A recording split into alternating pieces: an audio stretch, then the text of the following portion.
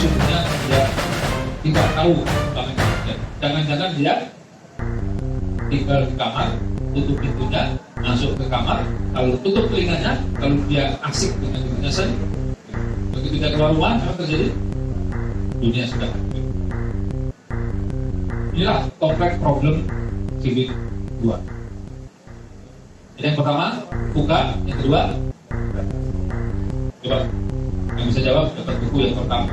Apa bedanya buka dan bani? Ya.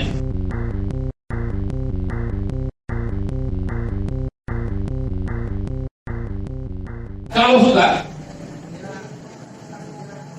disrupt ya, dan kan? Bukan itu, ya. Ayo. Apa bedanya buka dan bani? Ayo, coba lagi ya. Angkat tangan aja lah, angkat tangan. Ini udah dikasih kopi, modalin kopi loh ini untuk mikir. Benar? Semudah itu benar? Berarti benar-benar bani sesuai dengan nama bani. Bedanya sebenarnya. Kalau buka itu buka. Kalau bani buka. Dah itu aja. Kasih buka kan? Kasih buku. Kasih buka. Jangan-jangan udah punya bukunya? Belum? Yakin? Ikhlas ya? Kelas, kasih. Ya, nanti acara udah selesai, kamu kembali. Itu hanya seremonial. Jadi bedanya betul tadi, dampak yang ditimbulkan lebih dahsyat. Nah, dua krisis ini ternyata terhubung dengan krisis kepemimpinan. Kompleks problem jilid 1 dan 2 itu terhubung dengan krisis kepemimpinan. Gak usah jauh-jauh di dunia, kita ambil di Indonesia. Di Indonesia tahun 2022, berarti sejak dideklar bani, itu ada dua riset. Riset pertama menunjukkan bahwa kita mengalami krisis kepemimpinan. Krisis kepemimpinan yang dialami ini disebabkan 5 faktor.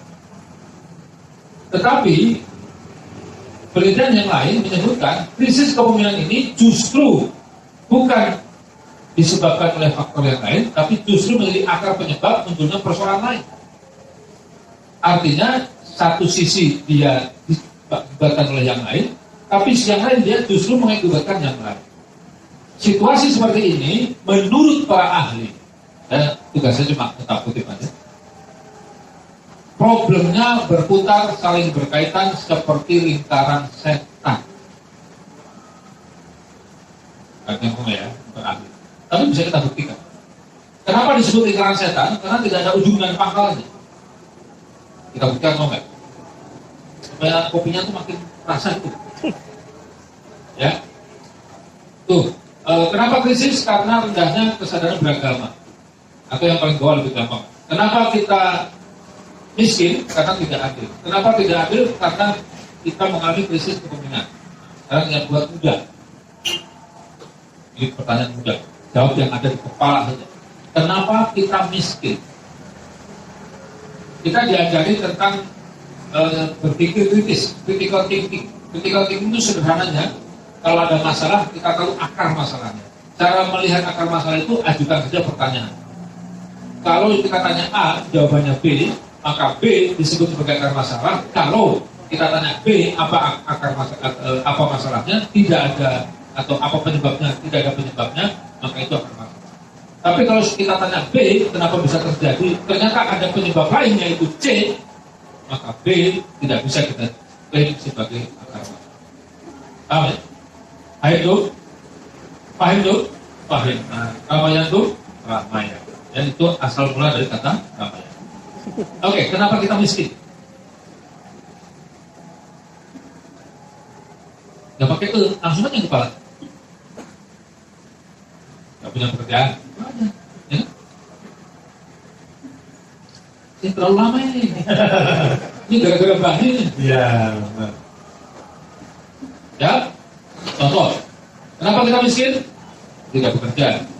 Kan kenapa? Ya, siap ya. Nah, kenapa kita miskin? wah ini lebih dasar. Tingkat korupsi tinggi. Masya Allah. Agak nggak nyambung ya, Ya, ya. tapi nggak apa-apa. Ya. Kita terima saja. Dan kenapa kita miskin? Karena korupsinya tinggi. Kok apa hubungannya? Karena kalau tidak dikorupsi, dananya akan turun pada kita. Mungkin itu maksudnya. Kita terima. Kenapa korupsi tinggi? Karena pemimpinnya tidak adil. Dia memperkaya diri sendiri. Masuk akal juga ya. Selamat. Nggak bisa berkelit. Meskipun jadi operator tetap. Kenapa pemimpin tidak adil?